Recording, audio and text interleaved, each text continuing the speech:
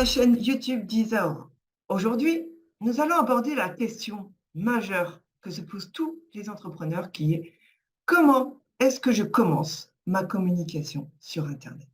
C'est une question majeure parce qu'il y a énormément de possibilités et quelque part, eh bien, beaucoup d'entrepreneurs font la première des erreurs, c'est: je vais faire un site Internet et où je vais faire des communications sur les réseaux sociaux, mais sans vraiment avoir réfléchi à ce qu'ils veulent dire. Alors pourquoi est-ce que dire je commence par un site internet, c'est une erreur? C'est tout simplement parce qu'il faut penser communication internet égale quelle est la conversion que vous voulez avoir sur votre communication. Et le site internet, ce n'est pas le premier instrument qui vous permet de convertir. Le site internet, ça vous permet d'afficher des informations et c'est les internautes qui viennent vous chercher. Parmi des millions et des millions de sites, sachez que tous les jours, il y a 830 000 nouveaux sites internet qui entrent en jeu dans le monde des sites. Comment voulez-vous ressortir?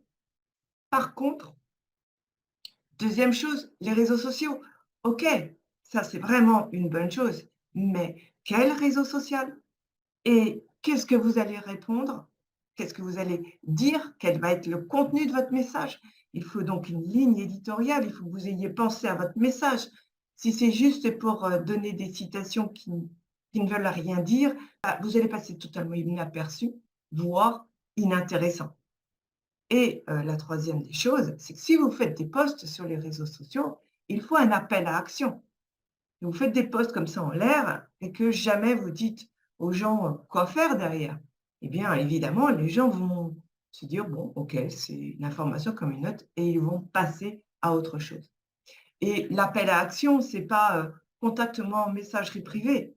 C'est beaucoup trop de travail pour les internautes de se dire: «OK, je vais la contacter en messagerie privée». Non, non, non, non. L'appel à action, il doit être simple, efficace, donc il doit avoir été préparé en amont. Donc en fait, la première urgence à faire avant de communiquer sur internet, c'est de savoir ce que vous voulez. Et quand je dis ce que vous voulez, c'est d'abord quelle est votre cible client? Quel est le message que vous voulez passer? Comment vous voulez communiquer? C'est quoi votre plus? C'est quoi votre moins? Pourquoi on irait vous voir? C'est quoi votre, quelque part votre patte? Qu'est-ce qui va faire que ça va importer de vous connaître? Alors, je ne dis pas qu'il faut que toute votre communication internet soit complète dès le départ. Non, il faut y aller pas à pas, mais en ayant une vue très, très pratico-pratique de là où vous voulez aller. Et quelque part, j'aurais tendance à dire, c'est d'abord les réseaux sociaux pour commencer à donner du contenu et faciliter le contact vers vous. Donc souvent, j'aurais tendance à vous dire, mettez également un calendrier où les gens vont pouvoir prendre rendez-vous. Mais aussi derrière, ça va être de mettre ce qu'on appelle les tunnels de vente. Ils s'appellent faussement tunnels de vente. C'est juste ce qu'on appelle des pages qui vont vous permettre de capter l'attention des gens, que les gens vous donnent leur email ou que les gens s'inscrivent à votre webinaire. Donc en fait, c'est vraiment passer d'une comment dirais-je, d'une communication un petit peu globale où les gens vous regardent, vous suivent, etc., à ah oui, je suis intéressée, je vais donner mon adresse mail et je vais recevoir des informations. Par contre, là encore, si vous faites ce qu'on appelle des captations d'emails et que derrière, vous ne faites aucune campagne, vous ne faites aucune mise en valeur de ce que vous allez faire, ça ne verra rien. D'accord?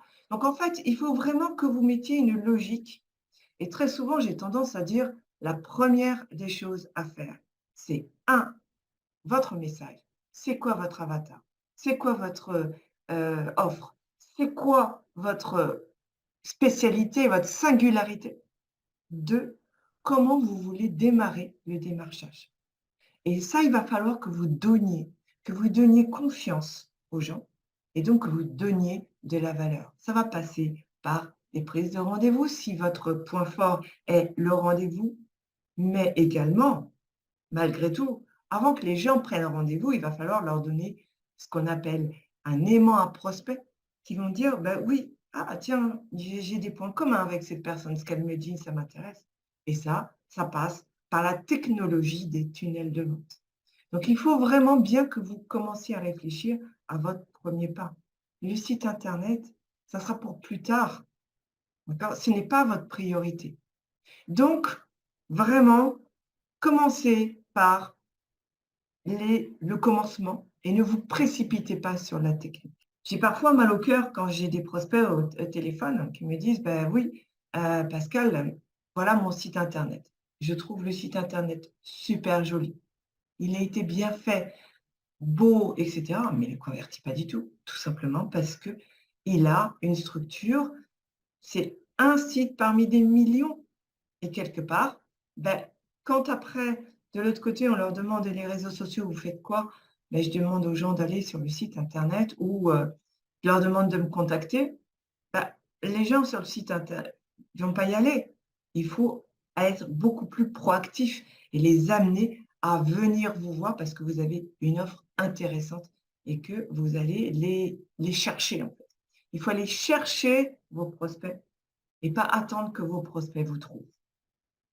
Personne n'a attendu que vous arriviez, hein. C'est dommage, votre produit est peut-être le meilleur du monde, mais personne, absolument personne ne vous attend. Donc à vous d'aller à la pêche et pour ça, ça veut dire une communication internet qui soit déjà bien pensée au départ avec votre message, votre signature, votre spécificité, votre singularité et à quoi répond votre produit, à quel besoin. Et parlez toujours de votre client, de ce dont de ce qu'il va obtenir, par quelle transition il va passer, et ne parlez jamais de vous. Vous, c'est après. Après, c'est pour la réassurance. Parlez toujours du client en premier, de vous après. Voilà, à partir de ce moment-là, on va pouvoir commencer à mettre en place les techniques qui vont bien. Mais sachez que sans message, sans cible client, sans ligne éditoriale, sans réflexion préalable, ce n'est même pas la peine de commencer.